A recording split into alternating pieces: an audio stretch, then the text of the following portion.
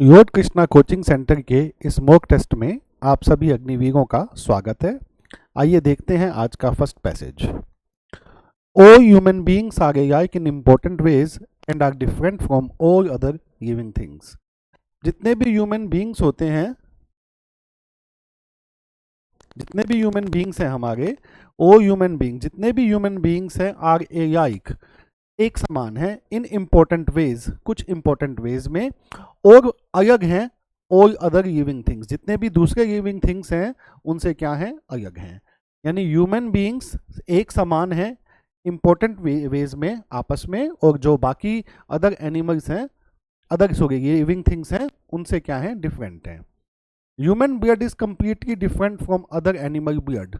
जो इंसान का खून है वो पूरी तरह से अलग है जो पशु, जो जानवर का खून होता है उससे। The blood of an Eskimo, a European, an African और a person from any other part of the world is similar. चाहे वो एस्किमो का ब्लड हो, किसी यूरोपियन का ब्लड हो, या किसी अफ्रीकन का ब्लड हो, या इस दुनिया के किसी भी हिस्से में कोई भी व्यक्ति रहता है, उसका जो ब्लड है वो क्या है, वो सेम है ना। जितने भी ह्यूमन बींग्स हैं सबका ब्लड क्या है, वो सेम है, चाहे वो यूरोपियन है, चाहे वो अफ्रीकन है, चाहे वो एस्किमो है, या वो दुनिया के किसी भी हिस्से में रहता है, ऐसा कोई भी व्यक्ति है, is similar. However each race of people has definite characteristics in their blood. यद्यपि जितनी भी प्रजातियां हैं लोगों की, उनके अंदर क्या है, एक डेफिनेट कैरेक्टरिस्टिक्स है उनके ब्लड के अंदर। डेफिनेट का मतलब होता है निश्चित, तो निश्चित कैरेक्टरिस्टिक्स हैं उनके ब्लड के अंदर। No two people are exactly alike, दो जो लोग हैं वो बिल्कुल सेम नहीं है। People whose ancestors have lived in different parts of the world for hundreds और thousands of years do not look the same. ऐसे लोग जिनके जो पूर्वज हैं वो अलग अलग हिस्सों में दुनिया के गए हैं सदियों से, यानी हजारों या सैकड़ों या हजारों वर्षों से जो लोग हैं, उनके जो पूर्वज दुनिया के अलग अलग हिस्सों में गए हैं, वो एक जैसे नहीं दिखते हैं। द डिफरेंस बिटवीन देम में include the shape of their heads. उनके बीच में जो डिफरेंस है उसमें हम क्या क्या इंक्लूड कर सकते हैं, जैसे उनका जो हेड है, यानी उनके जो सिर है, उनकी जो शेप है उसको इंक्लूड कर सकते हैं। The colours of their skin, जो उनकी चमड़ी है उसके कलर को हम इंक्लूड कर सकते हैं। उनकी जो आँखों का आकार है उसको इंक्लूड कर सकते हैं।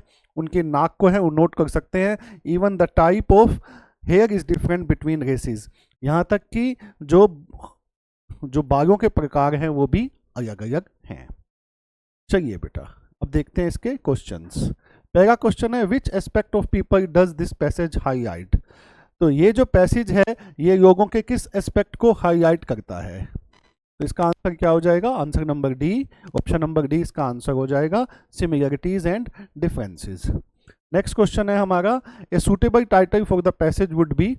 इस पैसेज के लिए सुटेबल टाइटल क्या होगा, सुटेबल टाइटल होगा बेटा रेसेस ऑफ मैन, ये इसका सुटेबल टाइटल हो जाएगा।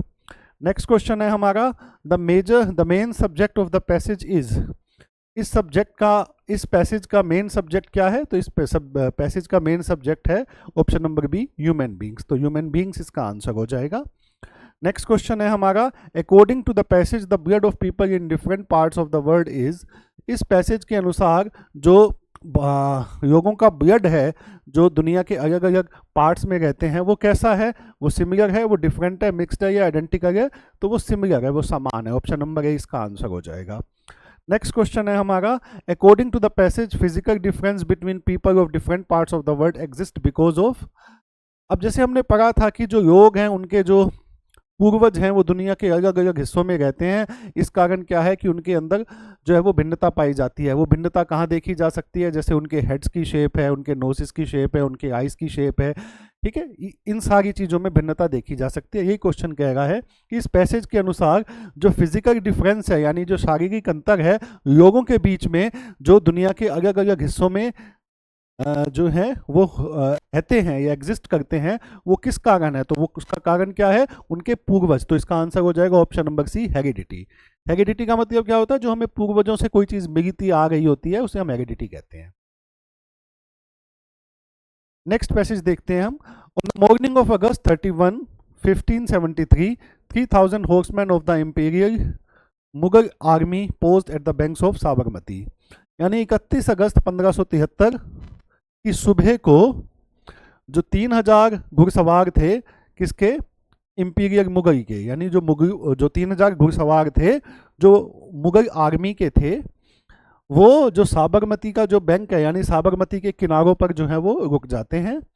The rebels they were after, ये just beyond the Solan river but the soldiers were exhausted. जो ये जो सोल्जर्स थे ना बेटा, ये क्या थे, ये बहुत ज़्यादा एग्जॉस्टेड हो चुके थे, यानी थक चुके थे, क्योंकि जो ये विद्रोह करके आए थे उसमें उन्होंने बहुत संघर्ष किया था। They had travelled 960 kilometre 960 kilometres of different terrain in 9 days. उन्होंने 960 किलोमीटर की यात्रा की थी 9 दिनों के अंदर। राइडिंग ऑलमोस्ट कंटिन्यूसली, लगातार वो चल रहे थे, इन 9 दिनों में वो रुके नहीं थे। Suddenly A warrior on chestnut charger plunged into the raising. अचानक क्या होता है, एक जो वॉरियर होता है, वॉरियर का मतलब एक जो योद्धा होता है, देखो बेटा चेस्टनट जो होता है ना, चेस्टनट का एक पेड़ होता है, ठीक है, चेस्टनट, और चेस्टनट के पेड़ पर वो अचानक से क्या देखता है, अचानक से उसके साथ क्या होता है कि वो एकदम चार्ज्ड हो जाता है, उसके अंदर एक तरह का मोटिवेशन आ जाता है। As man and horse struggles on the opposite bank, यानी जो किनारा था उसके अपोजिट क्या था, वो क्या देखता है कि आदमी और जो घोड़े हैं उनकी उसको एक तरह की आवाज़ सुनाई देती है। A thrill ran through the army, एक रोमांच जो है वो आर्मी के अंदर क्या होता है, फैल जाता है। It was the emperor Jalaluddin Akbar, यह कौन था, यह जलालुद्दीन अकबर था। With A roar With a roar, the soldiers followed him across, and within 2 days they had put down the rebellion so thoroughly that Gujarat remained in Mughal hands for the next 185 years. With a roar, roar का मतलब होता है बेटा, जैसे शेर की जो गुर्राहट होती है उसे रोर कहते हैं। सोल्जर्स ने क्या किया, उसको फॉलो किया, किसको फॉलो किया, जलालुद्दीन अकबर को। और 2 दिन के अंदर उन्होंने क्या किया, जो गुजरात के अंदर जो उनके खिलाफ विद्रोह था उसको उन्होंने क्या कर दिया, पुट डाउन कर दिया, यानी दबा दिया। और गुजरात जो है वो मुगलों के हाथों में चला गया अगले 185 साल के लिए। इस पैसेज में बेटा आपसे ये कहा गया है कि एक मुगल सेना थी, वो काफ़ी थकी हुई थी, साबरमती के किनारों पर वो रुक जाती है, उसके बाद जलालुद्दीन अकबर की सेना आती है, उस मुगल सेना के अंदर जोश आता है, और इस जोश का परिणाम ये होता है कि ये मिलकर गुजरात जो है उसको जीत लेते हैं, और अगले 185 साल के लिए गुजरात जो है वो मुगलों के हाथों में चला जाता है। ये इस पैसेज में कहा गया है। नेक्स्ट देखिए अब इसके questions. The rebels were campaigned across the Sabarmati River on the banks of Sabarmati River in Gujarat in Imperial Mughal course. तो ऑप्शन नंबर 20 का आंसर हो जाएगा on the banks of Sabarmati river. जो रिबेल्स था वो इसका आंसर बी हो जाएगा। नेक्स्ट क्वेश्चन देखो, द एक्सप्रेशन स्वर्ण रिवर, स्वर्ण रिवर का मतलब क्या था, कि जैसे स्वर्ण रिवर का मतलब होता है जैसे रिवर में फ्लड आ जाता है उसको स्वर्ण रिवर कहते हैं। ऑप्शन नंबर ए इसका आंसर हो जाएगा, a river in flood. Next question देखिए, the Mughal soldiers did not cross the river, Mughal soldiers ने रिवर को क्रॉस नहीं किया, क्योंकि because they were towards they had joined hands with the rebels, they were waiting for the king to arrive, they were tired after a difficult journey. Option number D इसका answer हो जाएगा, they were tired after a difficult journey. वो थके हुए थे इसलिए उन्होंने river को क्रॉस नहीं किया था, इसलिए वो बैंक में रुक गए थे। नेक्स्ट क्वेश्चन है, the sudden arrival of king Akbar surprise the soldiers, angered the soldier, डिसमेड the soldier, enthusiast the soldiers. जो किंग अकबर था उसका जो अचानक आना को क्या किया था, मोटिवेट किया था। ऑप्शन नंबर डी इसका आंसर हो जाएगा, enthusiast the soldiers. Next question देखिए, the attack on the rebels turned out to be a dismal figure, a grand success of no particular significance and ordinary affairs. Rebels पर जो attack हुआ था इसका बताइए बेटा क्या आंसर होना चाहिए आपके हिसाब से। मैं आपको 30 सेकंड्स का और टाइम देता हूं। क्वेश्चन ये है कि रिबल्स पर जो अटैक हुआ था उसका क्या परिणाम निकला, turn out to be. 30 seconds का टाइम देता हूं, आप इसको देखिए।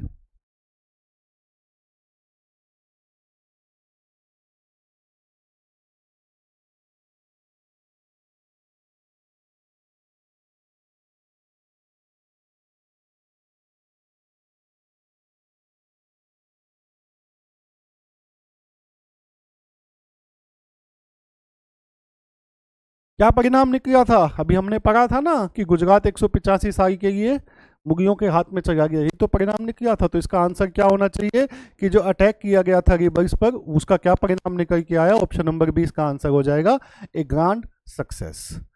चाहिए जी। नेक्स्ट क्वेश्चन देखते हैं। अब हमें करेक्ट एंटोनिम्स बताना है और सिनोनिम्स बताने हैं।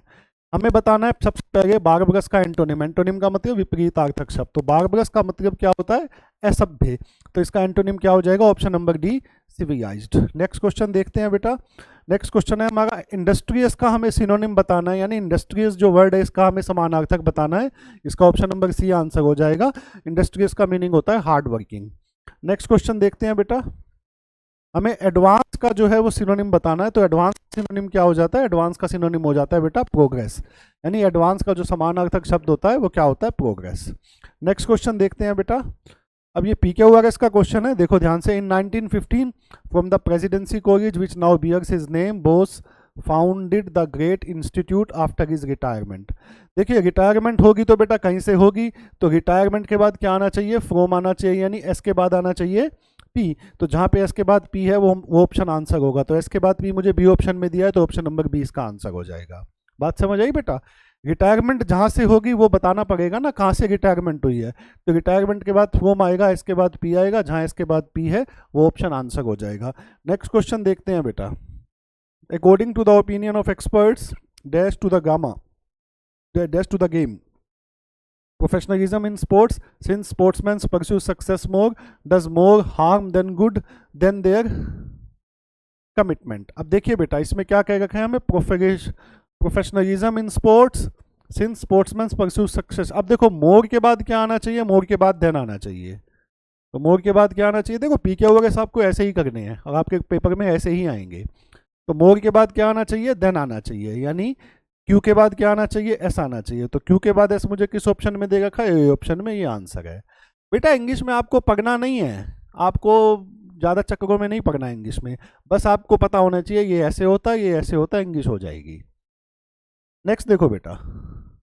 अब देखो, अब देयर इज नो डाउट, अब इसके बाद हमें बताना है देयर इज नो डाउट के बाद क्या आना चाहिए? इन चार ऑप्शंस में से दैट आना चाहिए। ध्यान रखना जब भी सेंटेंस में देयर इज नो डाउट आ जाता है तो उसके बाद हमेशा दैट आता है। यानी पी ऑप्शन से जो ऑप्शन स्टार्ट होगा वो आंसर होगा। पी ऑप्शन से कौन सा ऑप्शन स्टार्ट होगा है? बी और सी होगा है। तो यानी ए कट गया और डी कट गया। अब पी के बाद यहाँ एस है, पी के बाद यहाँ एस है, तो यानी ये तो मुझे देखना ही नहीं है, ये तो दोनों में सेम है। अब मुझे देखना है एस के बाद क्या आना चाहिए। देखो that children grow more on length of sleep but the growth में नॉट डिपेंड। अब देखो बेटा ये आ गया। अब डिपेंड के बाद क्या आना चाहिए? डिपेंड के बाद क्या आना चाहिए? डिपेंड के बाद जो प्रपोजिशन आती है वो ओन होती है। तो यानी कि आर के बाद क्या आना चाहिए? क्यों आना चाहिए। आर के बाद क्यों किस ऑप्शन में है? सी में। तो सी ऑप्शन इसका आंसर हो जाएगा। बात समझ में आई? इसमें दो बातें ध्यान रखनी है। देयर इज नो डाउट के बाद दैट आएगा, डिपेंड के बाद ओन आता है। यानी आर के बाद क्या आना चाहिए? क्यों। आर के बाद क्यों जो है वो मुझे सी ऑप्शन में दिया, इसलिए सी ऑप्शन इसका आंसर हो जाएगा। नेक्स्ट क्वेश्चन देखते हैं। अब हमें इसमें प्रपोजिशंस बतानी है, ठीक है। रियाई के बाद क्या आता है? रियाई के बाद जो प्रपोजिशन आती है वो ओन आती है। ऑप्शन नंबर बी आंसर हो जाएगा। नेक्स्ट क्वेश्चन देखते हैं बेटा। डिफरेंट के बाद अभी हमने देखा फ्रॉम आता है, तो ऑप्शन नंबर डी आंसर हो जाएगा। नेक्स्ट क्वेश्चन देखिए बेटा। अकाउंटेबल के बाद क्या आता है? टू आता है, तो ऑप्शन नंबर ए इसका आंसर हो जाएगा। नेक्स्ट क्वेश्चन देखते हैं। अब हमें इसमें बताना है 4 अल्टरनेटिव्स आपको दिए हैं, आपको बताना है कि इस पूरे सेंटेंस के लिए हम कौन सा एक वर्ड यूज कर सकते हैं, ठीक है। A person who never takes alcoholic drink, एक ऐसा व्यक्ति जो अल्कोहलिक ड्रिंक्स नहीं लेता, उसे हम क्या बोलते हैं? उसे हम टीटोटैलर बोलते हैं, ठीक है। ऑप्शन नंबर इसका आंसर हो जाएगा। नेक्स्ट है examination of dead body. Dead body का जो एग्जामिनेशन, जो परीक्षण किया जाता है, उसे क्या बोला जाता है बेटा? पोस्टमार्टम। आप सुनते हो ना पोस्टमार्टम रिपोर्ट आई है, तो पोस्टमार्टम का मतलब क्या होता है? जिसकी मृत्यु हो चुकी है, ये जो डेड बॉडी है उसका जो परीक्षण किया जाता है, उसको जो एग्जामिन किया जाता है, उसे पोस्टमार्टम कहा जाता है। नेक्स्ट क्वेश्चन देखिए बेटा। स्पीच मेड टू वन से, खुद एक ऐसी स्पीच जो इंसान मतलब खुद बोलना, ठीक है, खुद बोलना, उसे क्या बोला जाता है? उसे बोला जाता है सोलिलोक्यू। नेक्स्ट देखिए बेटा। अब इसमें आपको एरर बतानी है। A variety of present items in the shop attracts everybody. इसमें बेटा कोई एरर नहीं है, ये सारा का सारा क्वेश्चन, ये सारा का सारा सेंटेंस जो है वो ओके है, इसमें कोई एरर नहीं है। नेक्स्ट क्वेश्चन देखिए बेटा। The tables yucks have been elaborately carved. देखो बेटा टेबल्स यक्स नहीं होता, ध्यान रखना। ये जो एपोस्ट्रोफियस है ना, ये कभी निर्जीव वस्तु के लिए नहीं आता, ठीक है। तो द टेबल्स यक्स की जगह क्या आएगा? ये आएगा द यक्स ऑफ टेबल,